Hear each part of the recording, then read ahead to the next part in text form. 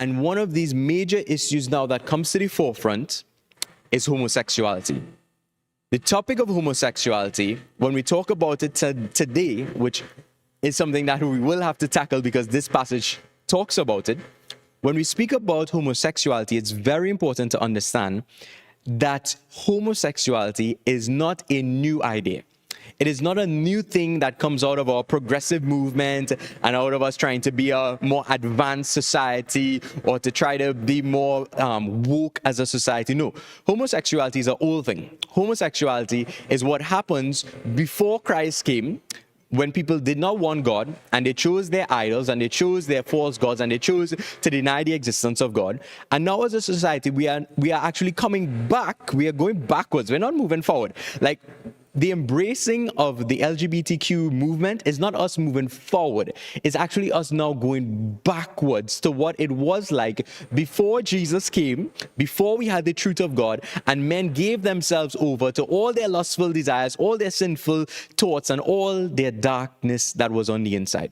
One of those things that is addressed here, not the only thing, but one of these things that are addressed in this passage is homosexuality. Homosexuality is not a new thing. Now, in the Roman culture, it was very common, homosexuality was a very common practice. It is actually believed that the emperor at this time, Nero, that he would have been married to a woman for the purpose of procreating for his lineage, right, for his kingship heritage, but he was also in a homosexual relationship with a man as well. It was very common in Roman practices that most times, older men would be in sexual relationships with young boys. It was a common practice in Roman times that young boys, when becoming of sexual awakening, would just give themselves over to anything. They would try all kinds of different things. So they would be with boys, would be with boys would be with girls, boys would be with animals. They would be with different. They would do all kinds of vile sexual acts as a form of awakening to discover sexuality. Because remember, without the law of God, there is lawlessness. And literally, that is what homosexuality in the time of Rome and even now represents. It represents denial of the truth of the law of God and giving over to anything else. So there's no law. There is no law, so you can do whatever. When we speak about, like, for example, if a country does not have a law that says you cannot commit murder, people will commit murder. Well, we have that law in Trinidad that you can't commit murder, but people still commit murder, right? But the point is that the law is meant to keep you or to stop you from doing something that is evil. Without the law, without the obedience unto God, without the truth of God being prevalent, the people give themselves over to all these lawlessness. And one of these topics that is addressed here is homosexuality. It says that men now give themselves over to other men. They go against, look at the wording that is used here, right?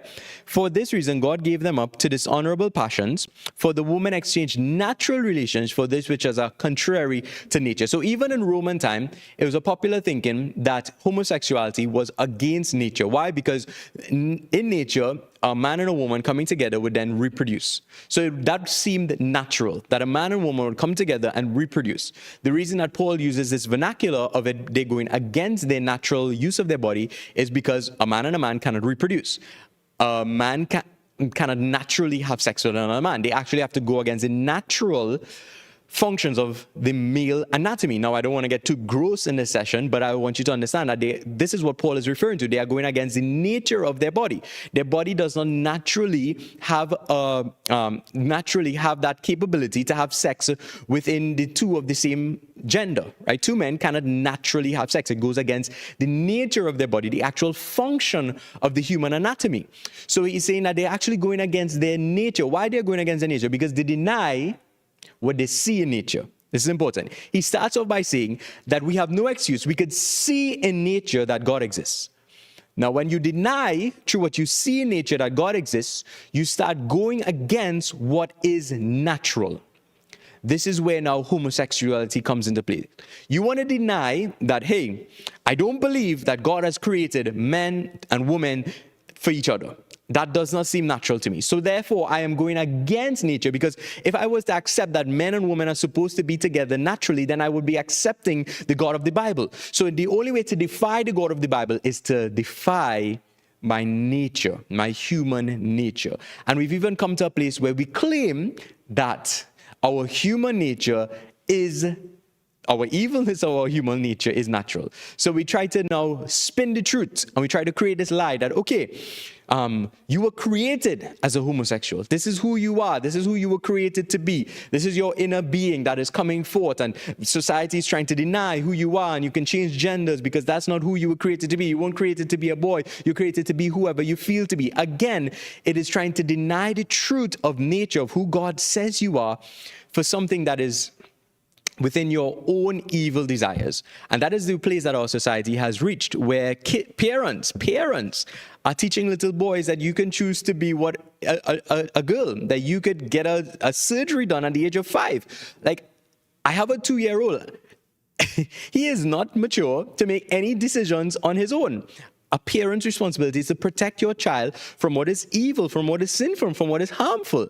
I'm not going to give my child a lighter to play with because he feels as though he wants to play with a lighter, and just say, well, okay, well, you were created to play with lighters. That's who you are in your inner being. You're I can't even remember the word right now for somebody that's addicted to fires, right? Pyro or something. But either way, the point is that we've come to a society now where parents are actually giving their children to do things that are evil instead of protecting their children.